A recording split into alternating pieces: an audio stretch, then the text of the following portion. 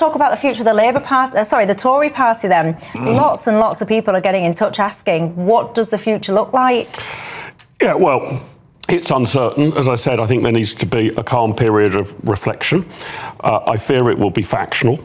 I don't know who I want to be the next leader of the Conservative Party, but I know the traits I'm looking for, which is an explanation, not actually just of what went wrong in this general election, but why have we made such poor progress over 14 years in government? From a Conservative perspective, Bill will be delighted that we made poor progress, but 14 years of Tory government, taxes at their highest level in our lifetimes, regulation at its highest level ever, big deficits, disappointing growth. And I think that, you know, there have been some successes. There have been. I think some of the education reforms have worked well. Whatever you think of Brexit, I think getting that over the line was a challenge and was done well. But in so many areas, if you'd just taken a snapshot of Britain in 2010 and a snapshot today, you would not have assumed there had been 14 years of Conservative government. So they need to answer that question. I think they need to answer a question about engagement within the party as well. The party's become very undemocratic.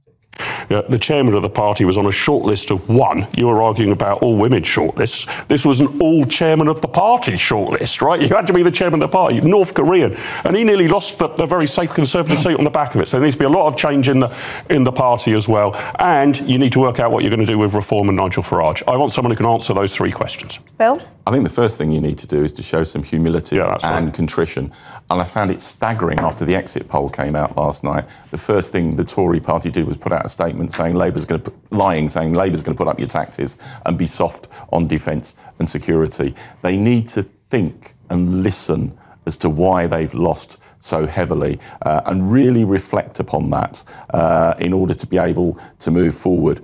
In terms of, you know, what kind of candidate I actually think Penny Mordaunt probably would have been their best bet. She's now lost her seat. So out of the bunch you've got then, who would you be backing? I really genuinely haven't decided yet. I mean, I will decide and I'll make it public. I'll happily say on your show when I have decided.